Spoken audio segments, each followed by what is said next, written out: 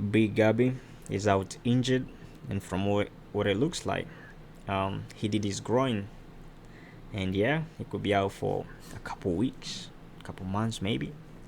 And that begs the question: is our season over?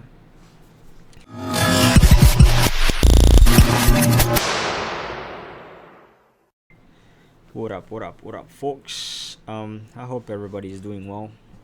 It's been a while. Yeah, my apologies, but I am back now. Okay. First of all, before I continue, I want to thank each and every one of you that has joined the community. We're doing great numbers. I think we're at 500 subs, if I'm not wrong. So thanks a lot. Thank you for your support. I really appreciate it. Anyway, let's get into the video.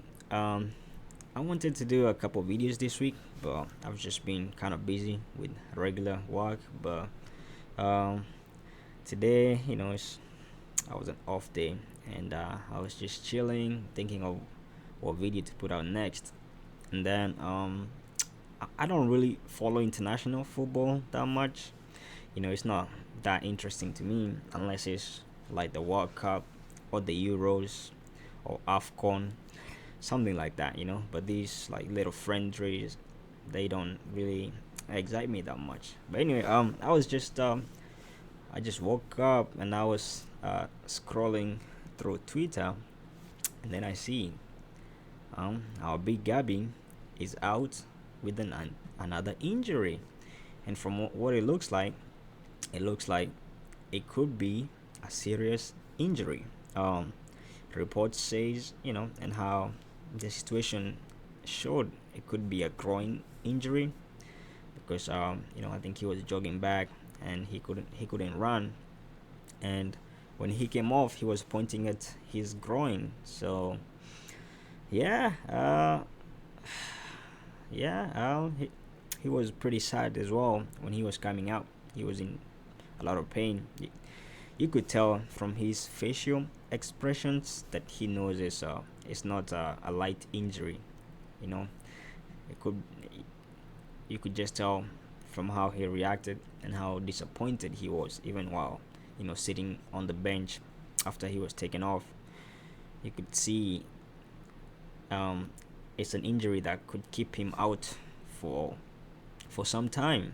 You know. Now, I think for the last 2 years he has been our best defender. Before that, he used to make some random mistakes. Although even this season he has made some costly mistakes. I think uh, although the game against Newcastle, it was all his mistake that led to us conceding, and also the game against Sunderland. Although he tried to head the ball, I don't know. I don't think that was on him. That was mostly on Raya, but he was still outmuscled for that goal. But either way, he has been our best defender over the last 2 years. He's always the more aggressive one. He scores a lot of goals from set pieces, and he's basically leading from the back. He's our Van Dijk. He's always organizing the team. Saliba is more laid back kind of guy. You don't even realize he's there, but when he needs to get the job done, he does it quietly. Gabriel is more like, you know, he's the engine of the team in the back. So losing him is gonna be a big blow to our defense and even our attack, to be honest, because uh, we depend on him on set pieces. He's generally, I think, the only guy at the we feel like he's gonna score from a set piece.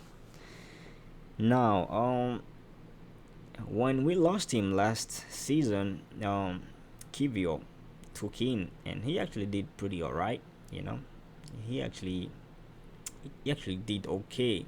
He was not as impressive as Gabriel, but he did his job. And he covered for him. And now this season we actually have somebody who is even better. Although he's not polished. He's not quite polished, but he's better than Kibio, and I am talking about Moscara. Moscara. You know who I'm talking about. That guy is a tank. He just needs a little polishing. He just needs a little consistent run of games, and yeah, he should be. No, I'm not saying he's as good as Gabriel. No, but he should be able to cover for him, um, for the few weeks that this guy will be out. Uh, but that begs the question, though. Is will the defense and his partnership with Saliba be as good as the partnership with Gabriel? Because in my opinion, the partnership between Gabriel and Saliba is the best center back partnership in the world. That is my opinion. I am ready to die on that hill. Them two, when they are on top of their game, they are the best center backs in world football. Now, it's just like yin and yang. One needs the other. So once that partnership is broken and you introduce a different player in there, is it gonna be the same? I doubt it.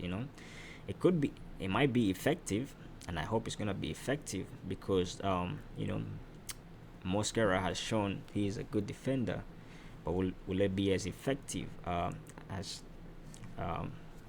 when Gabriel is there? Probably not. But anyway, let me stop waffling for too long. Me losing Gabriel is gonna be a big blow to our back line, but that does not mean our season is over. No, no, no, no, no. If we're gonna fight for the title, which we really need to win the title this season, we cannot be second again. My heart can't take it. I swear to God. If we finish second for the fourth time in a row, yeah, I am retiring from football. But yeah, it takes a lot of mentality. We have to keep pushing. We have to keep going. Now the good thing is we have good backups, and I think I don't know how long he's gonna be out. Nobody has really said anything about that, but I'm guessing a couple of weeks. And looking at the schedule, we have some tough games coming up. We have Spurs at home. No matter how Spurs are doing in the league, they always turn up against us when we play them. Now we have been on the winning side we have been on top the last couple of seasons, but still, you never know. The derbies, they can go either way. We have Spurs at home, and after that, we have Bayern at home. Now that's gonna be a massive game. Bayern have been good in their season. They've been perfect in the Champions League. We cannot afford to lose that game or even draw that game. We have to win that game. You remember what happened 2 seasons ago. Bayern came.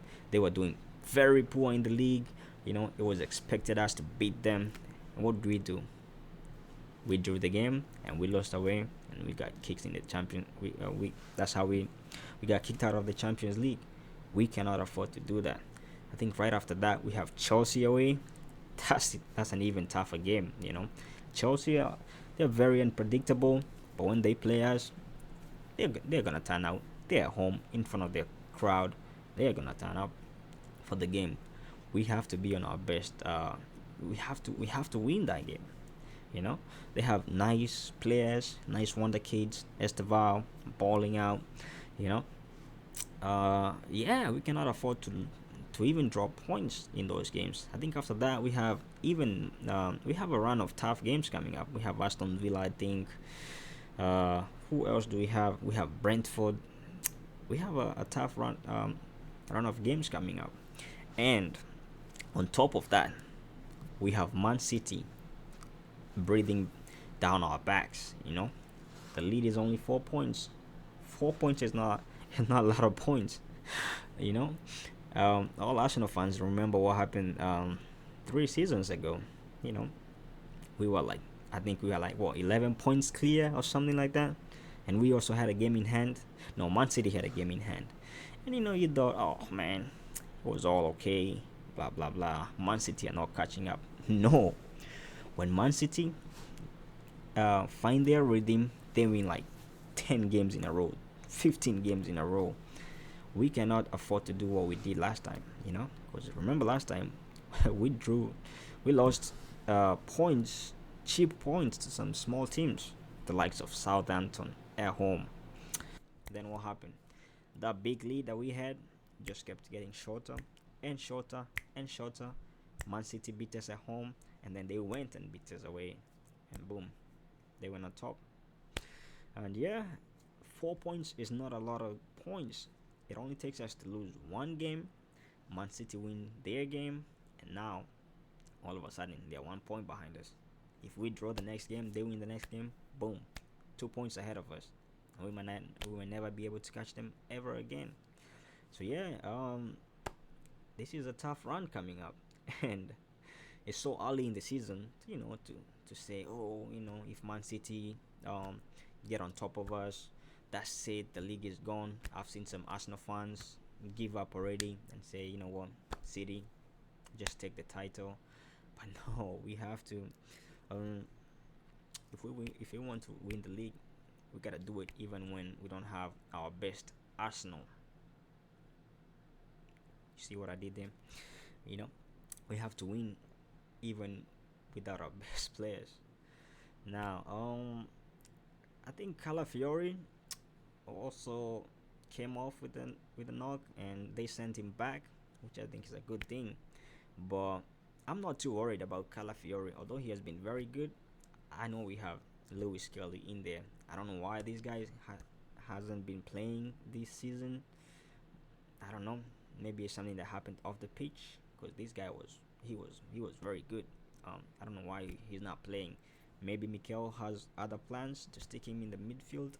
I don't know. But with Calafiori there or not there, I'm comfortable this guy can come in and cover for him when we need. We have Incapié as well. Our backline, if as long as we don't lose another player, we should be pretty good. Our midfield, yeah, kind of it hasn't been perfect. They still need to. I think they still have a few gears they can step up to. Now our attack is what needs to really step it up. I need to start when we come back. I need. I saw Jesus is back, training full time with the team. He looks pretty good. He's moving pretty okay. That's a big boost. Madueke, I think, should be back. Before after the international break. That's a huge boost because Saka hasn't been really firing on all cylinders. So that competition is good. We might sometimes you might need to tell Saka, hey, come on. Maybe it's just you just haven't clicked yet. Have a little rest. Let Madueke run in. He's hungry. He wants to impress. Let him do his thing. Gyökeres, I think he should also be back. Although I don't want to see him running too much, because once you start getting those muscle injuries, they never really go away. So his load needs to be a bit lighter than Mikel is, making him do all that running. No, come on. We need him to just run bit, just don't do too much. Just focus on scoring goals. Martinelli should be back. That's a big plus. Havertz, I am not sure, but either way, I think he should be back before the end of the year. Now, we need all the Arsenal we got, and we need to keep them fit. So, Mikel, please, I don't know what you're doing to these players that they're just falling down injured every other day. If it's the system you need to change, or is it tactics you need to change, or is the training you need to change, make it a little bit light or something, you have to. We can't be losing players in and out. Now, I am not blaming the injuries in international duty on you, but sometimes you have to, you can have Saka playing 90 minutes every game when you have people like, Dalman and Waneri on the bench. Sometimes you gotta use common sense, Saka just came from an injury. You can't have him playing 90. He played 90 in the international break with Rice. How does that help us, They're just putting more miles in their muscles. When he comes back, you're gonna play him 90, even in games where he shouldn't even be playing. You gotta use common sense sometimes, I'm gonna make another video on that, by the way. Check it out. No, the season is not over, but I guess